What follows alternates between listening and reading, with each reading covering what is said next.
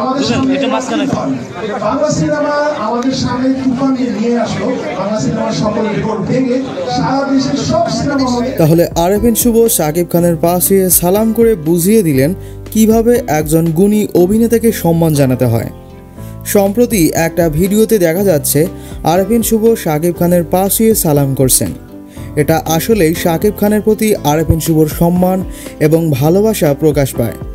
কিছুদিন আগে আরএফএন শুভ তার ভেরিফাইড ফেসবুক থেকে একটা পোস্ট করেন যে লো বিপি ইকুয়াল টু মেজাজ খারাপ প্লাস উইক প্লাস নেই কাজ তাও আই প্যাস প্লাস বেদনা plus saline plus Netflix plus মেজাজ খারাপ।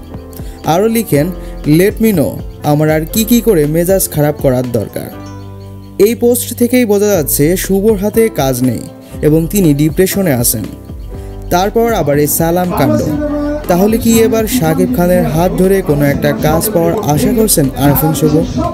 তবে যাই হোক, সালাম কাণ্ড নিয়ে বেশ আলোচনায় এসেছেন আরএফএন শুভ, প্রশংসাও করাচ্ছেন অনেক।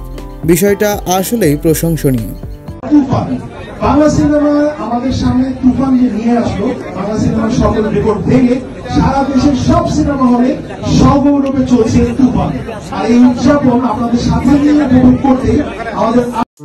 প্রিয় দর্শক, ভিডিওটি যদি ভালো লেগে থাকে তাহলে অবশ্যই এই ভিডিওতে একটি লাইক দিন আর সাবস্ক্রাইব করে রাখুন নতুন নতুন ভিডিওর আপডেট পাওয়ার জন্য। আর চ্যানেলটি ভিজিট করে দেখে নিন পুরাতন সব ভিডিওগুলো।